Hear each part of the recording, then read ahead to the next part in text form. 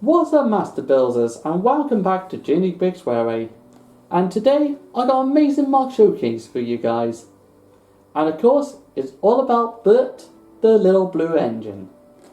And of course, I am going to go straight ahead and talk about not the wheels, but the actual track itself. Because the track is actually the actual official track that you get from Minecraft sets. So yeah, these engines are actually running on Minecraft tracks.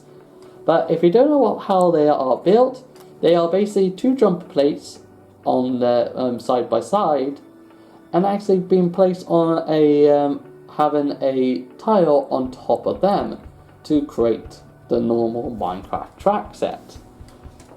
And of course, now it's actually a good time to talk about Bert's wheels. And of course, like I said about the last two, but just in case you click Bert first, the wheels, even though the track is 3 studs wide, but the wheels are actually 4 width wide. The reason why is just because it's either the compromise that I have to do with these engines is either make the wheelbase wider or make the height taller. And of course, like this little prairie right in the distance, it's just like you can make it thinner for the wheels, but the height had to be really high. And of course, these little engines are meant to be slope and small and sleek. So I will compromise the actual wheel wideness for the more lower look. And talk about the actual wheels. This back part here, this little jumper plate on the back, is actually a back wheel that is meant to cover over. And that's been connected by a bracket piece that goes downwards. And lucky enough, the buffers on the front actually got the same bracket piece but going upwards. So basically, this is the first buffer actually breaks apart. I'm surprised mine didn't actually have the same problem. But yes, this is the bracket piece that goes upwards and is attached to a stud that is attached to a tile on top, and then you got a jumper plate here, and that's been attached to a 2x4 plate, and then you got a normal tile here. I think most of the engines got normal tile and then goes to do a thing, apart from Mike's the only rare one of them all. But then of course you got Bert, who's got a cheese slope in the middle of his smoke box. And talking about the smoke box, all it is basically one of those 2x2 plate with an extra plate on top that actually house one of those studs on the side connection that actually connect to a 2x2 plate.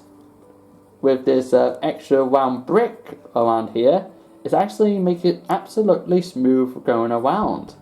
And for this funnel, he's actually got one of the tall funnels, and that's actually being done by a jumper plate with a normal round brick on top. Talking about roundness, there's going to be a lot on this locomotive. You got a stud here with a plate on top, and then you got a round tile to make this little thing that Bert's got on the side of his on his running board. And same thing again over here, but with just a normal tile, and that's being placed on a jumper plate actually. And of course, where you got these cheese slopes over here, they're basically just like this little round part over here is actually the same studs on the side connection and the roundness that you've seen as the smoke box, but as used as the firebox. And of course, on top of the firebox, you got the actual whistle and safety valve. Then that's been used by those stamp pieces. And of course, the actual boiler is actually being used by these either 2x2 round plates or 2x2 round bricks.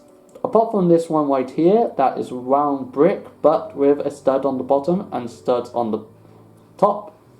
But this one though doesn't come in normal blue, it comes in aqua blue. And I thought that was the only compromise I'm going to have to do with his engine.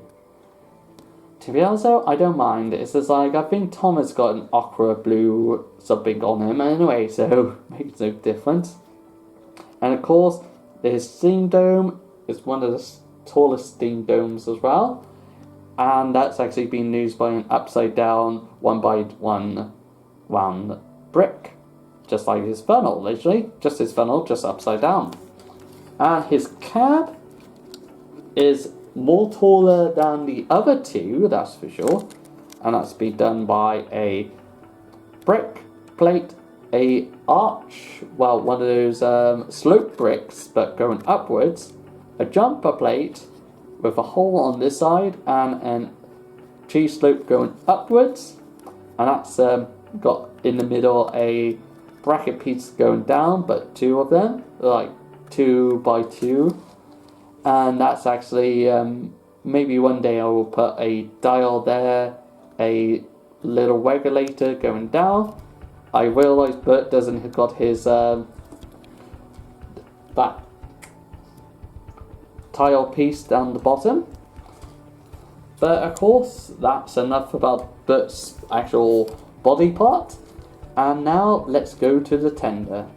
As you can see, the tender got the actual buffer beam that been used on the front of him.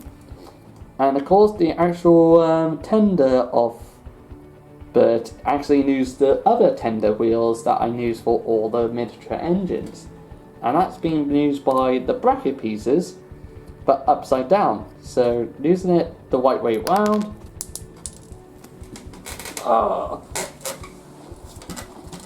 I am definitely a perfectionist.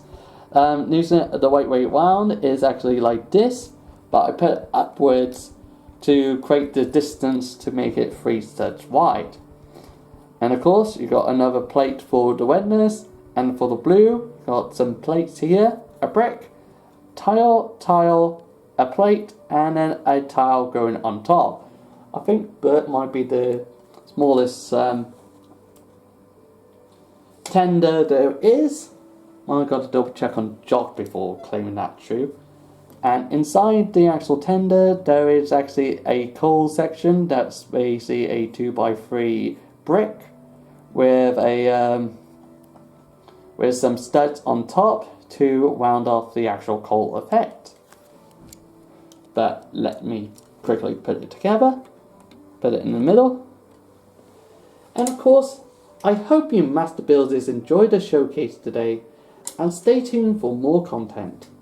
Don't forget to like, subscribe, and comment down below, and of course, to stay on track.